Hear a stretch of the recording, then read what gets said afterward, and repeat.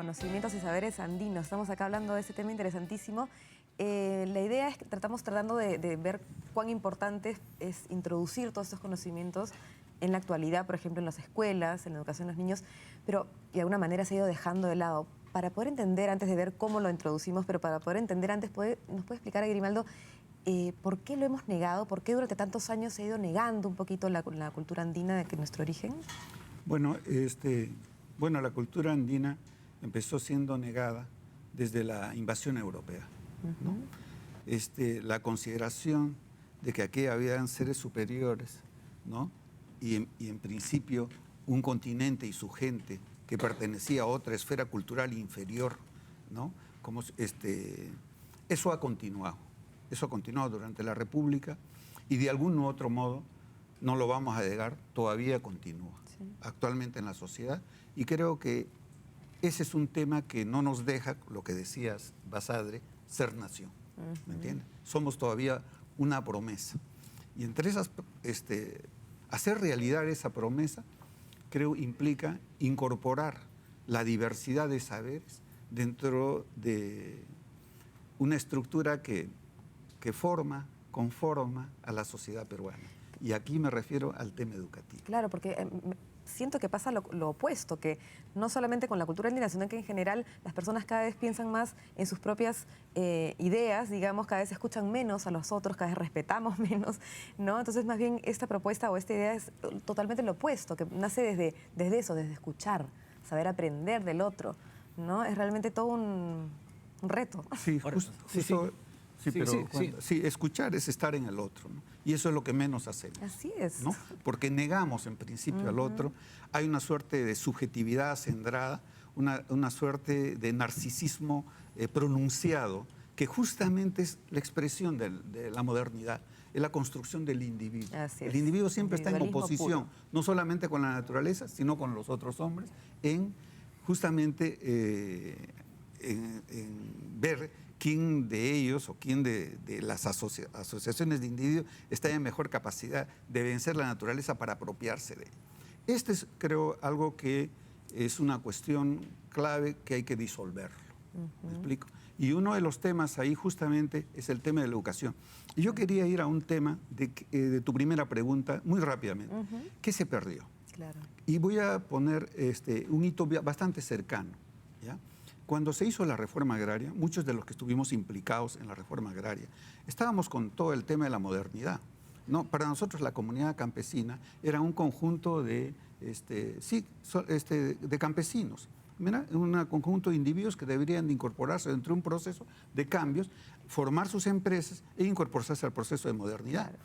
De ahí que la predominancia la tuvieron las empresas y no la comunidad.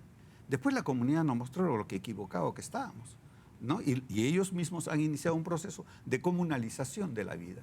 Hoy día, si al principio de la reforma agraria había 2.000 comunidades, ahora si no hay 7.000, hay 8.000, esperamos la contabilidad última, pero las comunidades han crecido y con ello ha crecido el número de campesinos y ha crecido la pequeña agricultura en el país.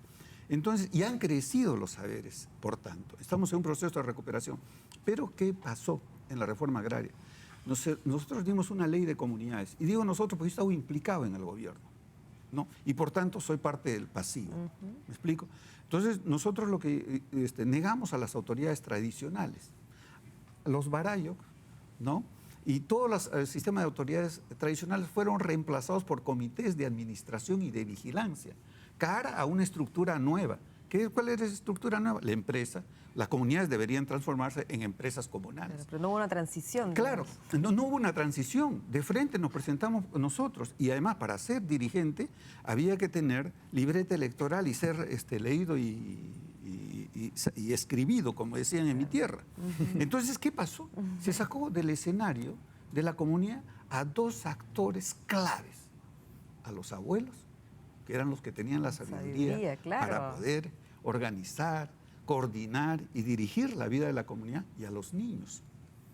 ¿Me explico? Los niños no tenían libreta electoral. Claro. No, los niños estaban haciéndose y teníamos una concepción de niño como niño haciéndose, ¿no? Como hasta ahora.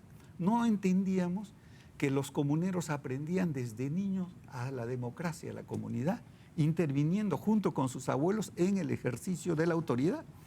Y hasta ahora ve usted en algunas comunidades ayacuchanas, me refiero a Chuchi, Huarcaya, por esta zona, todavía niños que se integran en el ciclo de autoridades hacia la persona o hacia la familia que en ese momento va a pasar el cargo, para aprender desde niños el ejercicio de la responsabilidad, el ejercicio del servicio a su comunidad. Entonces estos niñitos de 8 o 10 años usted lo ve aprendiendo, de manera que un niño de 8 o 10 años es lo que ellos llaman ya un comunero. Claro. ¿Me explico? Esta ley de comunidades campesinas más la escuela, este proceso de aprendizaje de la democracia desde temprano fue cortado y nos está costando regenerarlo y reconstruirlo harto. Claro. Y eso es lo que creo que está demandando harto tiempo para contestar tu pregunta sobre qué es lo que se ha aprendido. Claro. Ahora, tradicionalmente, Carlos, en el Perú la educación lamentablemente no solamente fue en castellano, sino que se dictaba desde arriba, por no decir desde Lima, con un afán homogenizador, sin respetar pues las culturas locales, las tradiciones culturales, en fin. Actualmente en la escuela en el Perú se está ya en los programas de dictados incorporando los saberes andinos. No, y yo creo que aquí hay un tema de reflexión profunda que hacer. Hay una colisión muy honda entre el enfoque de la educación y lo que requiere el campo para la educación. El enfoque de la educación a través de la escuela es prepararlos para que vayan a ser migrantes exitosos al lugar de destino que van a ir. Te entiendo perfectamente. Ustedes vean todo lo que trae el propio ministerio, los expertos, en fin. Y la predicción que tenían de que estamos ante un ineluctable proceso de que en el campo solo queden viejitos y se convierte en una especie de asilo de ancianos, porque todo el mundo está yendo hacia la modernidad. Nosotros estamos comprobando que eso no es así. Y además estamos viendo con los resultados del censo agropecuario que se ha hecho 18 años después del anterior. ¿Ya? El anterior decía que teníamos 1.750.000 unidades productivas y hoy tenemos 2.300.000. Es decir, hay 550.000 familias nuevas que han surgido y han decidido quedarse como estrategia de vida para administrar pequeñas parcelas, unidades familiares de producción agropecuaria. Ese dato es extraordinario. Eso, ¿qué cosa está diciendo? No, señor, no es que se estaban yendo. Necesitamos un sistema educativo para que en la decisión que han tomado de su estrategia de vida sean exitosos. Y en ese sentido, lo que Sierra Productiva trae es un sistema de capacitación de campesino a campesino, donde no se requiere ir al aula a capacitarse integralmente y el que no va al aula no hace nada, en fin. Entonces, toda la estrategia del Estado, por ejemplo, desconoce este sistema, porque, por ejemplo, en los Yachachi son campesinos que en su mayoría no han ido al colegio por ser productores. Porque ir al colegio ya deja de hacerte activo en la producción. Y entonces ellos están transmitiendo los conocimientos que saben y están ayudando a que otras familias se integren, etcétera, etcétera. Y entonces esa transmisión nosotros le estamos llamando una educación no escolarizada. Yeah. Entonces, ¿qué debería hacer como reforma o como cambio fundamental en el sistema educativo formal, la escuela? Incorporar la actividad productiva. Nosotros hemos hecho como Sierra Productiva alrededor de 100 instituciones educativas donde se han aplicado las 18 tecnologías. Y esto, vieran cómo ha cambiado la cabeza de la orientación educativa. Porque de estar pensando en irse a la ciudad, ahora van a valorar y revalorizar las potencialidades que tienen para actuar sobre ellas. Carlos, y brevemente, ¿cómo va para el que estudia agronomía en una universidad? ¿También le incorporan estos saberes tradicionales?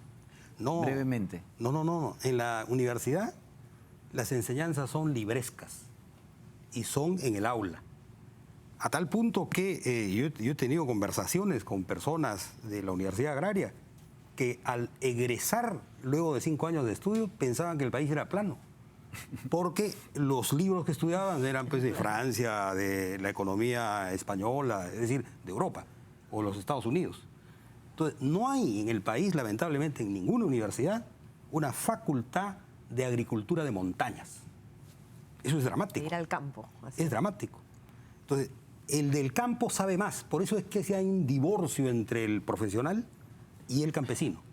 Porque el campesino se siente que sabe más que aquel que viene con conocimientos de nombres científicos y demás, que salen del aula, de la universidad, pero que no empatan con lo que requiere Además el hay muchos campesino. agricultores que no son agricultores, digamos, son empresarios más que agricultores, ¿no? Eso es también una tendencia en el...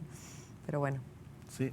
Bueno, entonces, en el siguiente segmento vamos a hablar sobre el impacto de los saberes y conocimientos andinos.